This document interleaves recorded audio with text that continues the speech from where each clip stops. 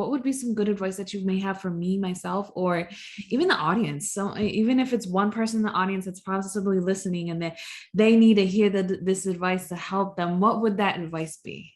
Yeah, well, if we're speaking of sacred, especially sacred intimacy, and just again, coming back to this visual, right, of witness yourself as the whole world, right, that has a masculine energy, it has a feminine energy, and it's a dance.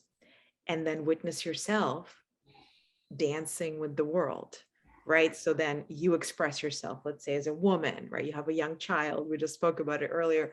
How can you be in harmony with your life, where in this moment, right, you're like, well, I'm deeply feminine, I feel embodied, right, in my femininity. How can I feel more supported in it? And also, where do I feel disconnected from this creative desire that I have? Because, okay, so I will say right now, simple, right?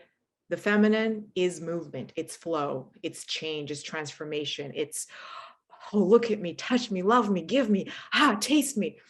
And the masculine is, let me hold you, let me clarify you, let me ground you, let me lead you, let me witness you. It's the consciousness, it's the everything. And so being able to tap into both and knowing where you're resisting, right, will absolutely transform not only your relationship with yourself, which is the most important thing. It will then, right, this is where you start, you will then evoke that kind of relationship with your partner, with whatever community you're working with, right, with the world. You will show up as an embodiment of that divine union. And so you will evoke whatever the world needs. And if you show up in that moment of deep femininity, however, you have that feeling of, I also have the support and the clarification and the guidance of my masculine, and your partner will feel it, they will most likely show up as that for you even more. So it's like you're constantly dancing. You're not trying to balance, you're dancing with how life is asking you to express your truth so that it serves you and everyone else. But it starts with you. So whenever you have a question of like, how do I fix this, right? How do I become more confident? How do I feel better about my body? How are you feeling within yourself about this thing you're trying to fix out there right now?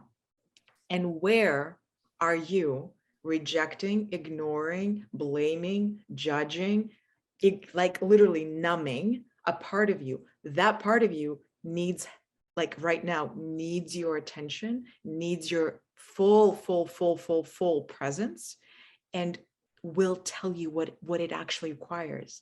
You can actually sit with yourself and move into your body with your like inner eye, right? Just like visual. That's what I do with people.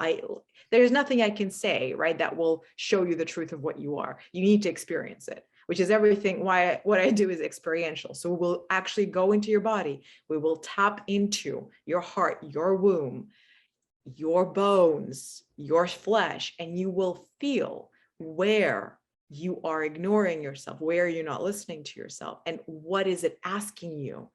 And from that place, you will know exactly how to show up in your life so that it reflects to you what you want, right? But you start to create it from within, and then you show up. And it's not, by the way, the law of attraction, and that's absolutely true. And it only works when you start attracting and magnetizing whatever it is that you need from yourself.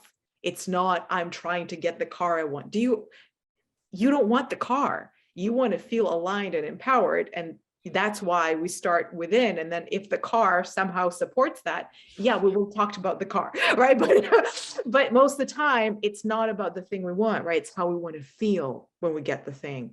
And it always starts with that dissonance, feeling disembodied and removed from yourselves, because you feel like you don't know who you are and you don't know how to get to know yourself. And also you are confused about what you actually are. You have an idea of yourself, and that idea is leading you, but that is not what you are. You are actually looking at the idea.